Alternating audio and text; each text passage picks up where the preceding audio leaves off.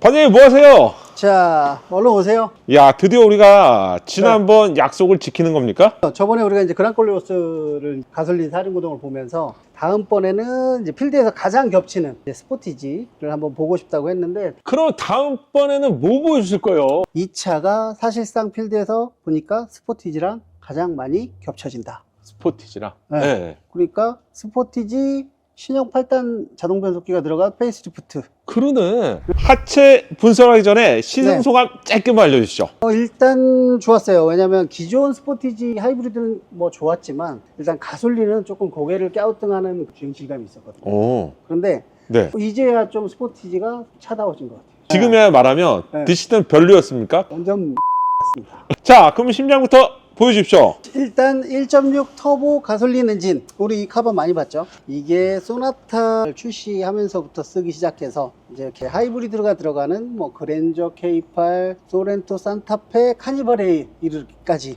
다 모두 공용으로 쓰는 엔진인데 네. 그만큼 우수하다고 볼 수 있어요.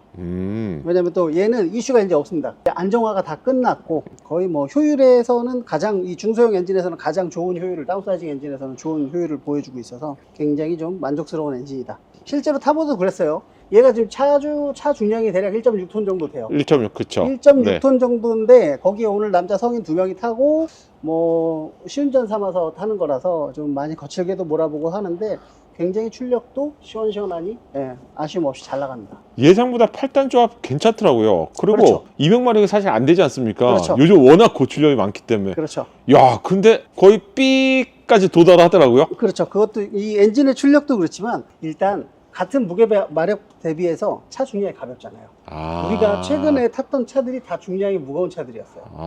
그런데 이렇게 가벼운 바디의 중량을 타다 보니까 이 1.6 엔진이 또 굉장히 또 고성능처럼 느껴지기가 아주 좋았습니다. 기존 플랫폼을 공유하다 보니까 동일한 데인지 한 가지 좀 재미로 얘기하자면 네. 이게 옛날에 K2였는데 K3로 바뀌었네요. 케이스의 전차인가요? 근데 이게 우리가 지난번에서 보고도 좀 가우뚱하지 않았습니까? 네. 어떤 이유가 있겠죠? 우리가 모르는 제조사에서만 쓰는 뭔가 용어인가? 있겠죠. 근데 어쨌든 숫자가 바뀌었다는 건 좋아졌다. 좋아졌다. 업그레이드 뭐 이렇게 해석을 하자고요. 그렇죠.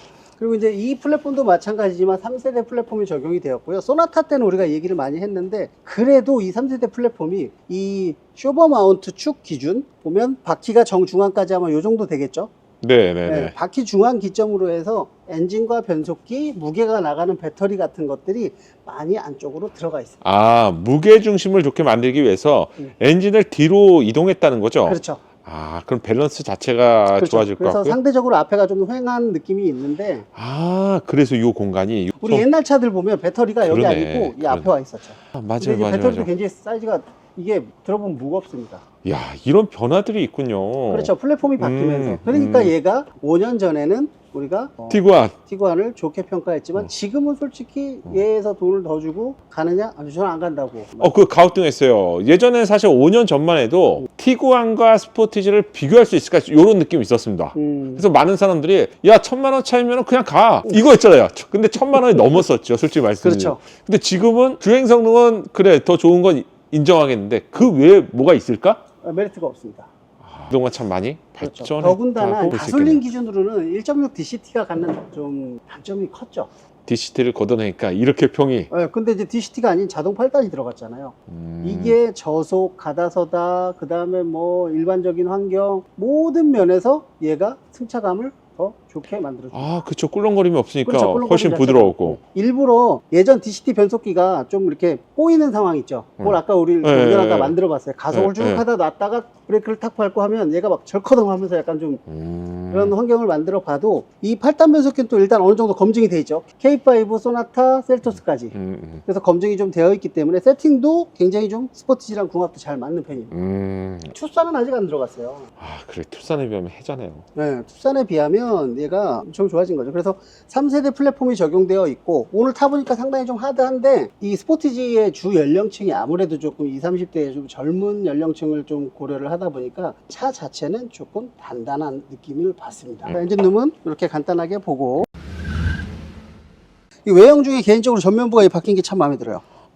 마음에 들고요. 그냥 EV9, EV3 이런 시리즈를 나타내는 것 같은데 한편으로는 면적이 너무 넓어져서 이거 퉁치게 되면 다 비싸죠. 요즘 우리 헤드램프 국산차도 굉장히 비쌉니다. 비싸. 그러면 통으로 갈아야 되는. 그렇죠. 통으로 갈아야 되고 거의 뭐 한쪽당 다 100만 원에 육박하기 때문에 조심해야 됩니다. 그 디자인의 변화는 기존보다는 훨씬 괜찮은 것 같습니다. 그렇죠. 약간 그전에는 약간 스포티지만 약간 기아 자동차의 그 패밀리룩에서 약간 동떨어진 느낌이었다 그러면 요번에 좀 완성이 된 것 같아요. 네. 앞에서부터 볼게요. 일단 바퀴 제가 빼놨어요. 브레이크 한번 볼게요. 출력이 좋았던 만큼 제동 성능도 나쁘지 않았어요. 이게 지금 오늘 새 차라서 아직 무늬가 살아있죠. 네, 그래서 이렇게 길들이기가 끝나지 않은 브레이크 상태치고도 오늘 제동을 이제 좀 테스트 해봤을 때는 좀 굉장히 제동력은 괜찮았다. 좀 놀랬습니다. 근데 초반 담력이 굉장히 센 편이었습니까? 그러니까 이제 좀 브레이크가 좀 리니어하지는 않은 것 같아요. 좀 초반에 좀 강하게 몰려 있어서 평상시에 살짝 밟을 때도 이렇게 살짝 밟으면 초반 담력이 세요. 앞쪽 휠하우스 재질은 플라스틱이에요.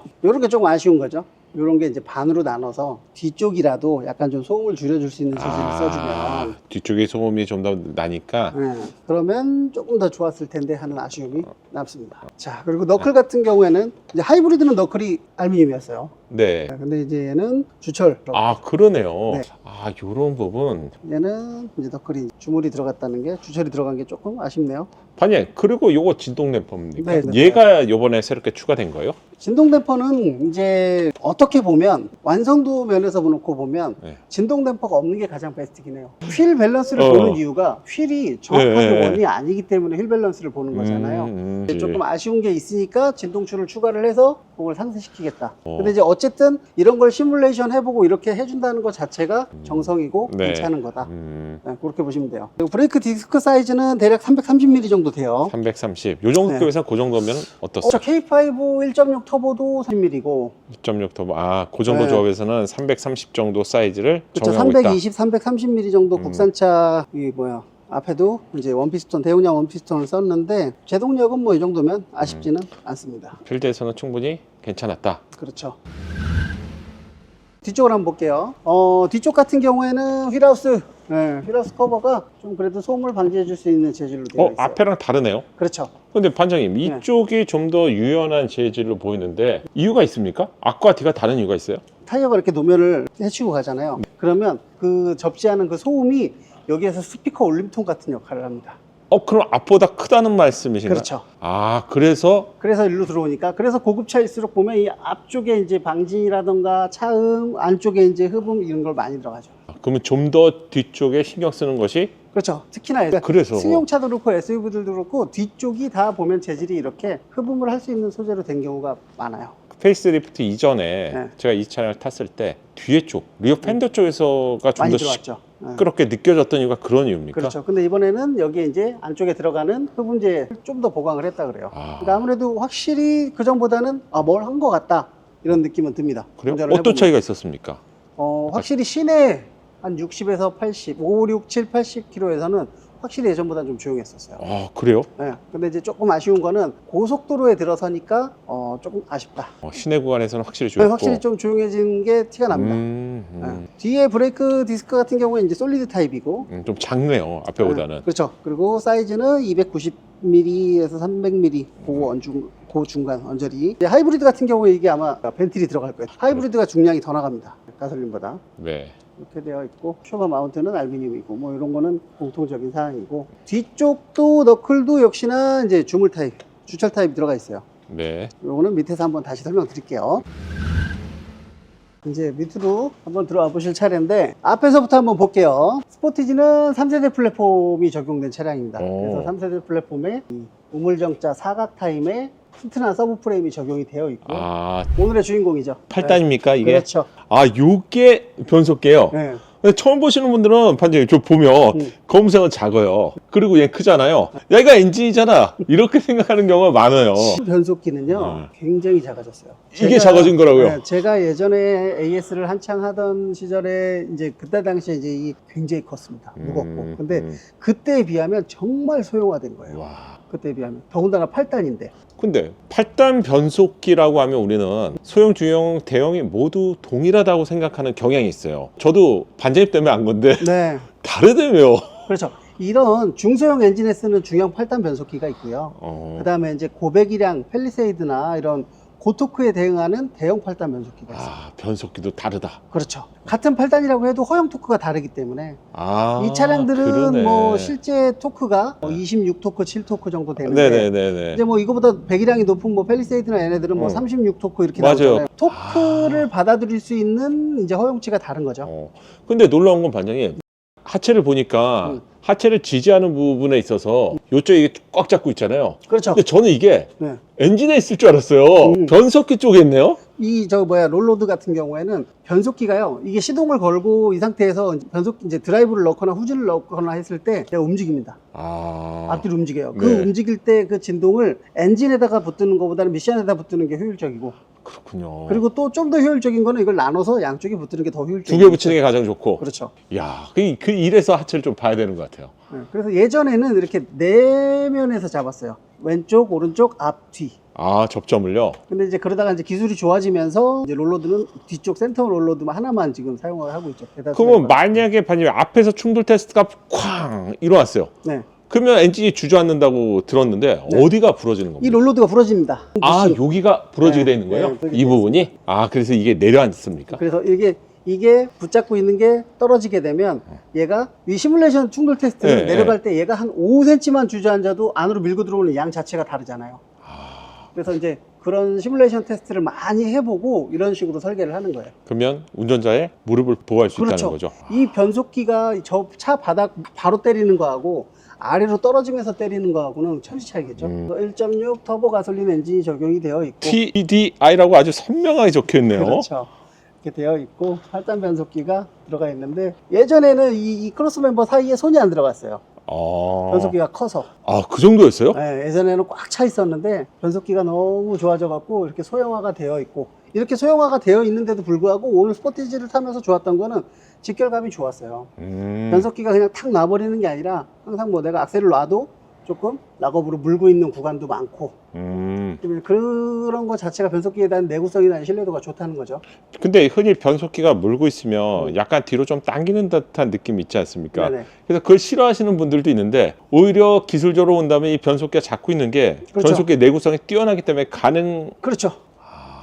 로우암은 네. 이제 준준형급에서 쓰는 이제 튼튼한 쇠를 한번 이렇게 디귿자로 이제 접어놓은 거. 가공한 타입을 이렇게 쓰고 있습니다. 음. 차가 가벼운 차량이기 때문에 뭐 이게 약하지 않냐 이렇게 말씀하시는 분들도 있는데 이런 건 제조사에서 충분히 테스트를 했기 때문에 참 이런 것들도 하체를 꼭 봐야 되는 이유가 지금 준준형 것까지는 이렇게 디귿자로 꺾인 한 가지 구조인데 또 산타페까지 올라오면 이게 두 이게 장으로 두 겹이죠. 탁 겹쳐있죠. 그렇죠. 도시락 뚜껑 닫듯이. 그렇죠. 중량과 이제 급에 대한 차이를 명확하게 네. 가지고 있습니다.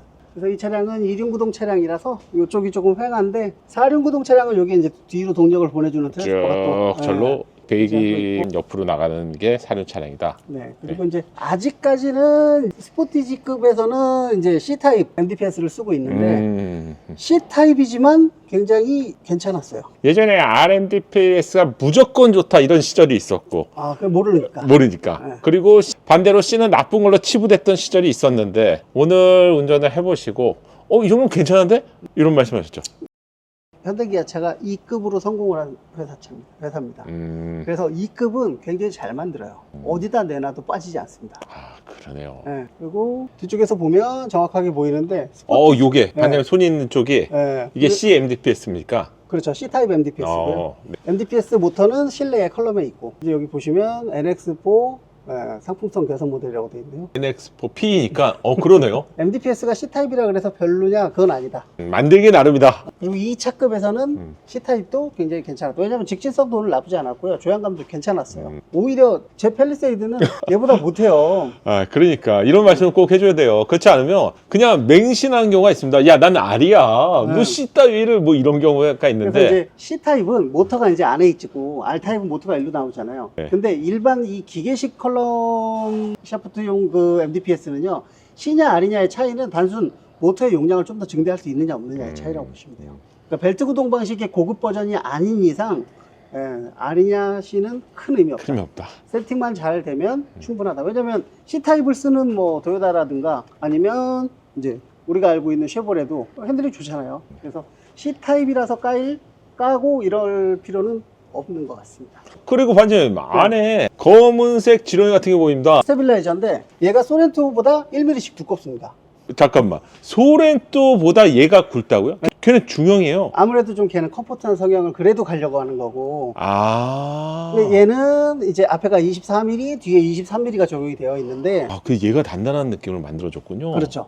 그러니까 얘는 운전해보면 그렇게 막 어. 불안한 롤을 만드는 게 좀 덜하잖아요. 그 불필요한 롤링이 별로 없었습니다. 네. 그래서 이런 데서 좀 차이가 있어요. 근데 이제 소렌토나 이제 산타페 같은 경우에는 오히려 얘보다 얇아요. 소렌토 산타페는 23mm, 뒤에 22mm가 들어가요. 더 얇게. 그러니까 조금 걔네들은 리어 쪽이 좀 많이 휘청되는 느낌도 나오고. 야, 그 대신 이제 승차감을 받아야 되는 부분에서는 조금 더 단단하다. 예, 부드러움은 떨어진다는 건데 어떻게 보면 약간 이거는 어느 쪽이 좋아지면 어느 쪽은 좀 나빠질 수밖에 없는 그렇죠. 그런 관계인 거죠. 예. 둘 다 가져가는 건 그냥 에어로 가라. 뭐 이런 전자지어 서스펜션이나. 전자전화. 예. 근데 이제 스포티지에는 이게 맞는 것 같아요. 스포티지를 탔는데 스포티지가 멀미하고 물르다? 그건 또 안 맞는 것 같아요. 근데 오늘 페리를 시승하면서도요. 저는 좀 단정해졌다는 느낌을 받았어요. 확실히 조금 더 서스펜션이 뭔가 조여놓은 느낌이 나죠. 그렇죠. 근데 보통 우리가 페이스 리프트라고 했을 때는 디자인 변화가 컸기 때문에 거기에 네. 집중했는데요. 오늘은 분명한 건 달리기 실력이 어쨌든 좋아졌다. 조금 더 하드해진 느낌이 나더라고요. 아마 서스펜션 세팅이 조금 더 8단 들어가면서 조금 단단해진 거 아닌가 하는 추측을 한번 해봅니다. 운전석 쪽은 커버를 전부 탈거해놨고요. 네. 조수석 쪽은 커버를 탈거 안 해놨는데 이게 기본 커버고요. 네. 커버도 뭐 기존에서도 잘 해놨었지만 커버도 잘 해놨어요. 언더커버. 이것도 좀 말랑말랑한 재질이군요. 그렇죠. 요즘은 현대기아차가 뭐 아반떼급 넘어서면 풀 언더커버가 기본입니다. 와. 그러니까 이런 거는 굉장히 잘 해놓고 있고. 반장님 중간은 조금 휑한 느낌이 있는 것 그렇죠. 같아요. 방열판 다음으로 이렇게 보시면 좀 휑한데 이게 네. 사륜구동이 아니다 보니까 아. 중간에 드라이브 샤프트가 없기도 하거니와 아, 그 자리가 비어 있는 거군요. 그렇죠. 그 자리가 비어 있는 거죠. 음. 그런데 이제 뭐 소비자의 입장으로서는 만약에 이게 없으면 여기를 조금 커버로 막고 메꿔주면 더 좋겠죠. 그다음에 방열판 이 급에서는 조금 좀 아쉬워요. 많이 비어 있어요. 앞쪽에, 그러니까 이 앞쪽에 있다는 건 집중적으로 뜨거운 부분을 이렇게 커버링하고 그렇죠. 그 뒤쪽으로 가서 이 색깔도 다르네요. 네. 이쪽보다 소재도 다르고 네, 그렇죠. 그런 여기 좀 비어 것들이 있고. 있고. 그럼 이제 연료 탱크는 조금 소중하니까 방열판 좀 넣어주고. 내 연료 탱크는 뒤쪽 트렁크 하단에는 또 방열판을 넣어주고 있고. 여기 넣어놨네요. 네. 그러니까 꼭 필요한 분은 그래도 있지 않았다. 그렇죠. 뭐 다 해주면 물론 좋겠지만 그렇죠. 그러면 이제 실내 좀 편의사항들을 못 느끼게 되는 그렇죠. 거죠. 그래서 이런 급 나누기는 좀 확실하게 되어 있는 편입니다. 앞쪽은 3세대 플랫폼 들어가면서 현대기아차가 진짜 확실히 좀 많이 좋아졌어요. 뭐 서스펜션이 무르고 뭐 이런 걸 떠나서 이 튼튼한 프레임이 주는 만족도는 안정감은 어느 정도 가지고 가요, 차가. 아무리 부드럽게 세팅을 하더라도. 그런데 반장님, 새로운 신차를 개발할 때마다 아니 뭐 3천억 들었다, 뭐 몇천억 들었다 이런 얘기를 많이 하지 않습니까? 그렇죠. 저 굉장히 궁금했는데 이 비용의 상당수가 플랫폼이다. 당연하죠. 그렇게 플랫폼이? 중요합니다. 그러니까 플랫폼 하나 잘 만들어 놓으면 네. 그게 3세대 플랫폼인 거죠? 그렇죠. 특이한 기술 하나를 전수해준 3대가 먹고 살듯이 3대가? 똑같습니다. 플랫폼도 N3 플랫폼 하나를 정말 잘 만듦으로써 투싼, 스포티지, 소렌토, 산타페, 그 다음에 승용차들부터 해서 모든 플랫폼을 공유했습니다. 그러니까 그 플랫폼 하나를 정말 잘 만들기 위해서 어마어마한 투자를 하는 거죠. 아, 그래서 지리자동차가 볼보를? 그렇죠. 왜냐면 그 플랫폼을 만들기도 힘들고 이게 하루아침에 뚝딱 되는 게 아니에요. 이게 오랜 시간 노하우가 있어야 되기 때문에. 장난 아니다. 그렇죠. 그러니까 막 우리 뭐 전통 있는 회사들의 차종 중에 뭐 6세대, 8세대 이렇게 개선하잖아요. 네. 이런 플랫폼은 아무리 돈을 때려 부어도 한 번에 못 만듭니다. 그러니까 이제 중국 입장에서는 그런 좋은 플랫폼을 못 만들기 때문에 한 방에 돈 주고 사는 거죠. 신의 한 수였네요. 그 플랫폼을 가져다가 자기네들 전기차 만들고 다 하잖아요. 그걸로 차량 자체가 확 달라진 거군요. 그렇죠. 그게? 그래서 이제 이 플랫폼을 예전에는 가장 투자를 많이 했던 게 도요타예요. 혼용 플랫폼을 많이 투자를 했던 게. 그래서 도요타 차량들이 같은 플랫폼으로 여러 파생 차종들을 많이 만들고 그랬었어요. 아, 그걸 이제 현대가 따라하기 시작한 스마트한 거고. 현대가 그렇죠. 본 거군요. 그리고 이제 그 뒤로 또 폭스바겐이 따라하기 시작했고. 그리고 아주 늦게 지리자동차가 그걸 가지고 아주 훅 올라왔잖아요. 맞아요. 그래서 이 플랫폼은 굉장히 중요합니다. 네. 그런데 이제 그런 데 있어서 이 현대자동차의 N3 플랫폼은 굉장히 좀 전륜구동 기반에서는 괜찮다. 이렇게 보시면 되시고요. 네. 뒤쪽으로 와서 볼게요. 차량은 2륜구동 차량이기 때문에 뒤에가 조금 상대적으로 휑할 수 있어요. 아, 가운데 부분에 프로펠러 샤프트가 빠졌고요. 근데 판장님, 얘가 지금 준중형급인데도 불구하고 커버링들이 있는데요. 겨울철이라서 좀 소금 같은 이런 좀 희끗희끗한 부분이 그렇죠. 있네요. 이 도풍판이라고 얘기하는 로암 아. 도풍판, 앞에 어시스트암 도풍판 다 들어가 있죠. 그러네. 요건 어시스트, 암 도풍판, 네. 그리고 그냥 로우암. 야, 원래 있었습니까? 옛날 차들은 없었어요. 예전 차들은. 근데 이제 최근에 들어서 현대기아 차들도 개선을? 차들이 이렇게 좋아지는 거예요. 야. 이게 뭐냐면 이게 주행할 때 바퀴 앞바퀴든 뒷바퀴든 해서 특히 앞바퀴에서 네. 이렇게 튄 것들이 여기 보면 많이 묻어 있죠. 저게 이게- 없으면 부식이 일어날 수도 이게 있겠네요. 없으면 쇠에 바로 닿잖아요. 아, 차 밑에 바람이 이렇게 싹 지나가면서 네. 이 가운데에는 여기가 파져 있어서 여기서 이렇게 저항을 막 소용돌이 주면서 만드는 거를 조금 더 얘가 완화시켜주고. 야, 그래서 작은 이제 몸이 아니군요. 비싼 차들은 이게 도풍판이 낮고 넓죠. 평평하고 넓고. 네네. 그래서 그런 부분에 있어서는 뭐 이런 것들은 요새 기본이다. 그렇게 보시면 되시고. 그래도 준주형 차체가 좋아졌네요. 아주 예전에는 반장님 우리가 스포티지가 워낙 오랜 역사를 가진 차량이지 않습니까? 네. 한참 티구안과 비교했을 때는 사실 티구안 하체와 스포티지 하체는 많은 차이가 있었죠. 많은 차이가 있었죠. 사실상 이제 스포티지 예전 그 뉴 스포티지 때는 아예 네. 사실상 비교할 수가 없었고 음, 그나마 조금 부벼볼 만한 게 나왔던 게 이제 스포티지 QL. QL. QL은 차가 이제 그때부터 이제 약간 좀 현대차, 기아차의 강성이 비약적으로 발전하던 시절.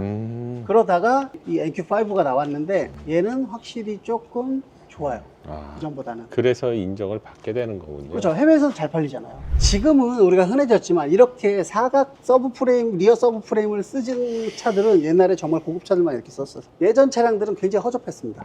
예전에 이렇게 사각이 아니라 하나로 이렇게 되어 있어요. 근데 반장님 지금 지나가신 손자리에도 리어 스테빌라이저가 보이는데 네. 거의 얘도 두껍죠? 얘가 아까 말씀드렸듯이 얘도 23mm예요. 뒤에 두께가. 아니 카니발처럼 두꺼운 것 같아서 카니발은 19mm입니다. 19요? 얘는 몇이라고요? 얘는 23mm. 아니 얘는 1mm도 그렇게 큰데 4mm 차이가 난다는 얘기입니까? 물론 이제 카니발이랑 이제 하체 구조나 이런 게 좀 다르기는 아. 한데 카니발은 좀 유독 얇은 경향이 있죠. 그러다 보니까 멀미를 심하게 하고 펠리세이드도 마찬가지고. 대형급 차량에서 물론 이유가 있겠죠. 뭐 승차감이나. 근데 그렇죠. 그런 차이들이 있네요. 연료 탱크도 합성 플라스틱 재질인데 아예 이렇게 딱 볼트 자리까지 성형해서 이렇게 잘 해놨어요. 얘도 보면 이제 이 준준형급에서는 공간 확보가 우선이잖아요. 네. 그러다 보니까 이 로암 안쪽으로 스프링 권선이 1개 반 정도가 들어가 있습니다.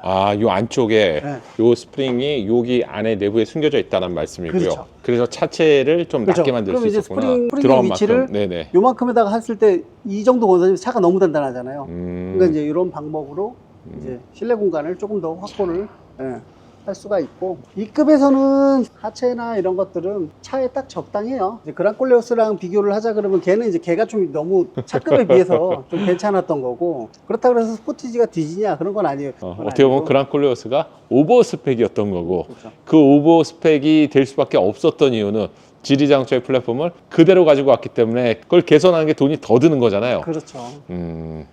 근데 오늘 타봤을 때 굉장히 만족도는 괜찮았어요. 그리고 235, 55, 19인치 타이어가 들어갔는데 55 시리즈인데도 불구하고 굉장히 좀 탄탄했거든요.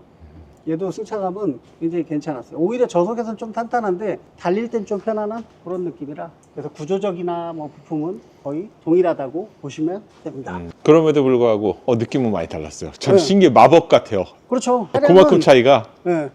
이제 차량은 이제 우리 뭐 밖에서 이제 서스펜션 튜닝하는 거 보면 쇼크쇼브 하나만 바꿔도 차가 성향이 완전 바뀌고 네. 스프링만 바꿔도 그치, 성향이 그치. 바뀌고 하다부터 스테빌라이저만 바꿔도 차 성향이 바뀌고 그러니까 이제 그런 부품들이 이제 얘네들이 차 나오기 전에 조율을 해서 나오는 거죠. 그러니까 어떻게 보면 동일한 재료를 가지고 어떻게 세팅하느냐에 따라서도 정말 많이 달라지는군요. 그렇죠. 많이 달라지죠. 많이 달라지고 이제 한 가지 개인적인 바람이 있다면 이 급 이제 젊은 층들이 많이 사는 급 같은 경우에는 살짝 더 고성능 버전이나 아니면 고성능 버전의 약간 스타일을 갖춘 뭐 조금 단단한 서스펜션이라든가 이런 것도 옵션으로 놔두면 굉장히 좋을 것 같아요.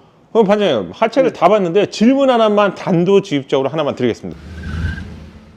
스포티지 페이스리프트 하체 자 어느 정도입니까? 얘는 좋아요. 얘는 나와서 굳이 이렇게 특별히 건들 건 없을 것 같아요. 얘 건들지 않아도 돼요? 네. 아까도 제가 말씀드렸듯이 이 현대기아차는 6급으로 성공한 회사예요. 그래서 아반떼나 K3 그다음에 스포티지 투싼은 타보면 차가 꽤 좋습니다. 그럼 지금 이 정도라면 특별히 건들 게 없다. 없어요. 저 같으면 그냥 탈 것 같아요. 저는 만약에 이 차를 사면 타이어를 조금 좋은 타이어로 바꿀 것 같습니다. 뭐 조금 더 컴포트하고 고급형으로 넘어가든가 할 것 같아요. 반장님 네. 그러면 우리 다음에는 어떤 차를 보게 될까요? 펠리세이드 가솔린이 될 것 같은데 이야 그런데 이제 팰리세이드 같은 경우에는 가격이 경쟁자들과 동등해졌어요. 아, 그러면 그러게요. 여태까지 팰리세이드가 장점이 단점을 커버했던 이유는 6천만 원 미만의 차량으로서는 대체가 가성비. 불가능했으니까. 그런데 이제 7천만 원에 육박하기 때문에 이제 그러니까 정확한 기준으로 차를 평가해야 돼요. 그러니까 객관적으로 하체까지 좋아졌는지 사실 그 하체가 조금 아쉬웠던 부분이 이제 5천만 원, 6천만 원대 가격이었고요. 그리고 이번에 올라왔기 때문에 하체는 과연 얼마나 개선되었는지. 진짜 지금 그 세그먼트에 미국 시장 최강자인 파일럿 정도는 동등하게 맞춰야 돼요. 다음 영상에서는 신형 팰리세이드 하체 한번 만나보시죠. 기대합니다. 오늘 감사합니다. 네. 고생하셨습니다. 작은 도움이 되셨다면 좋아요 부탁드리고요. 구독과 알림 설정을 통해서 정확한 신차 정보를 빠르게 만나보세요. 감사합니다.